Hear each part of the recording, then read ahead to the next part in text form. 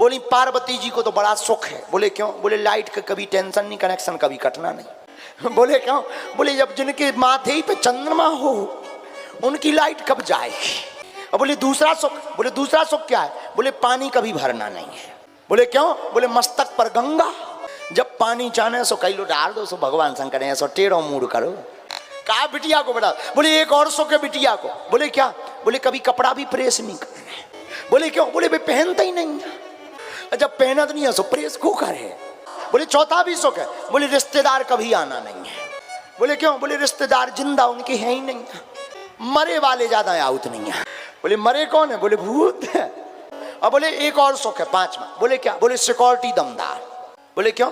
बोले कैलाश पर्वत पे रात की के बाप में दम है कि चढ़ जाए। सुख बिटिया को बहुत अच्छे हैं पार्वती को, ऐसे शंकर जी की महिमा गाई जाती है। एक बार एक आदमी ने कहा भगवान से, भगवान हमें अगर 1000 रुपया मिलेंगे तो 500 तुम्हारे 500 हमारे। भगवान की कृपा से वो आगे निकला कि उसे 500 रुपया डले हुए मिल गए। उसने 500 रुपया उठाए, प्रणाम किया, जेब में डाले, ऊपर देख के बोले सिर्फ 500, अपना हिस्सा पहले ही काट लाओ। बोले इतना भी भरोसा नहीं, दे देते हम देते तुम्हें। ऐसे एक बार एक विदिशा का आदमी सत्यनारायण की कथा सुनने गया, बहुत कंजूस। अब आरती आई, इसने पीछे की जेब से 5 का सिक्का निकाला, चढ़ाया आरती। एक बूढ़ी माता जी ने पीछे से हाथ दिया, इधर सुन सुन। माता जी ने 2000 का नोट दिखाया, जो हल्लो, इसे सुना ही नहीं दिया। इसे लगा कि आरती में डालने के लिए माता जी दे रही हैं, हम तो 5 का सिक्का चढ़ाए हैं। माता जी कितनी धर्मात्मा है कि आरती में 2000, बहुत धर्मात्मा है। जय हो माता जी। अरे माता जी बोली वो हमारे नहीं थे, तुम्हारी जेब से गिर गए थे। हिंदू भी सो रहा है इसीलिए तो पत्थर खा के रो रहा है। हिंदू सो रहा है इसीलिए तो पत्थर खा करके रो रहा है। लेकिन हम फिर भी कहेंगे कि अब भी मौका है, संभल जाओ। सुबह शाम उठ करके मस्तक पर तिलक लगाओ। मम्मी डैडी भी, आजकल के पापा भी बड़े खतरनाक होते हैं। हमारे जमाने में बाप बाप जैसा होता था। हमारे समय में बाप का नाम सुनते ही धरती खिसक जाती। माताजी से तो थोड़ा सपोर्ट मिलता था, पर बाप तो बाप होता है। अब आज के जमाने में बाप भी बड़ा अद्भुत हो गया है। एक जगह बाप अपने बच्चे को व्हाट्सएप पे मैसेज कर रहा था, बेटा पढ़ाई क्यों नहीं कर रहा? बेटा कह रहा था पापा पढ़ रहा हूं। बाप ने कहा झूठ मत बोल वरना एक मुक्का मारूंगा। बाप ने एक मुक्का लिया, व्हाट्सएप पे भेज दिया। बेटा ने भी रोता हुआ स्टिकर भेज दिया। बताओ, मुक्का भी घल गया, रो भी लिया और पिटा भी नहीं कोई। हिंदू भी सो रहा है इसीलिए तो पत्थर खा के रो रहा है। हिंदू सो रहा है इसीलिए तो पत्थर खा करके रो रहा है। लेकिन हम फिर भी कहेंगे कि अब भी मौका है, संभल जाओ। सुबह शाम उठ करके मस्तक पर तिलक लगाओ।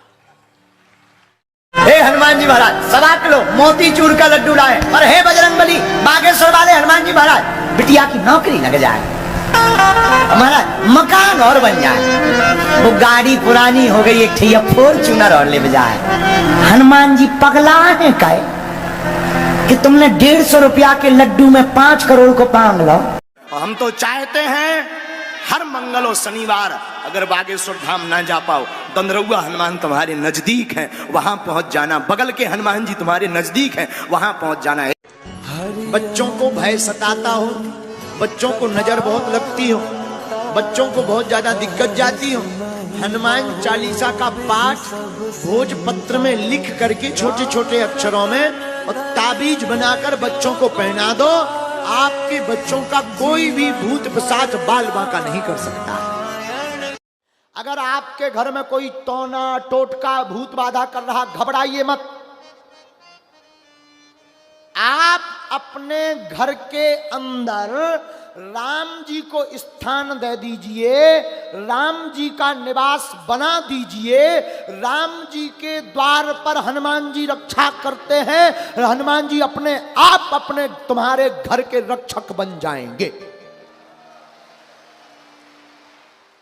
हम लोग अपनी वाणी को बाण मत बनाओ, अपनी वाणी को वीणा बनाओ।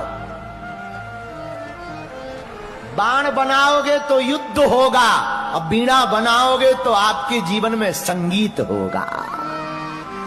क्योंकि मस्तक पर तिलक होगा तो जैसे ही तुम मदिरा की दुकान के सामने खड़े होगे, तिलक का ध्यान अपने आप आ जाएगा कि लोग क्या कहेंगे कि तिलक लगा करके भी पीते हो, तो पीने की आदत भी छूट जाएगी। बोलो सीताराम।